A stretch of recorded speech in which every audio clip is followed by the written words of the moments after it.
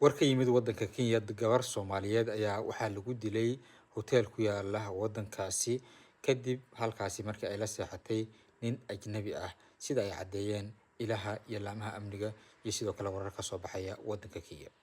Gabadhan oo lagu magacaabi jiray Farxiye Axmed ayaa 31dii bishii haatan soo dhaaftay ee ku beegnayd habeen Axad ah waxaa la sheegay in iyada iyo nin lagu magacaabo Mwangi oo ahaa Kenyan ay wada kiristeen hotel ku yaala Nairobi, gaar ahaan xaafadda South B.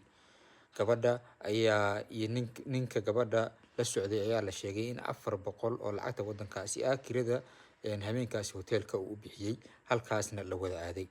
Subaxnimadii Isniinta ahayd ee bisha 1 ay ahayd September ayaa waxaa gabadha laga helay meydka qolkii ay wada kiristeen iyada iyo ninka kale. Ninka ayaa la sheegay in uu subaxnimadii horeba ka baxay hotelka, gabadhana waxaa la helay meydkeeda subaxdii barqadii marka ay tahay, iyadoo gabar nadaafad ka shaqeynaysa oo hotel ka shaqeysa iyadoo doonaysa in gurigaasi ay nadiifiso ay ku aragtay guriga qof sariirta iska dul yaala. Kadibna markii la wacay booliiska, dhiigga gabadha oo sanka iyo afkaba dhiig ka wada dhulka ku daadisay ayaa loogu tagay qolkii xalay ay wada degeen iyada iyo ninka kale. Booliiska waddankaasi waxay sheegeen in ay baaritaan ku hayaan ninkii falkan geystay ee hotelka kireystay.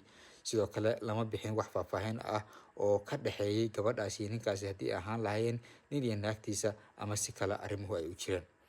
Waddanka Kenya waxaa ku nool Soomaali badan oo waddankaasi wax ka degan, in badanna ay dhex marto macaamiil dadka waddankaasi u dhashay.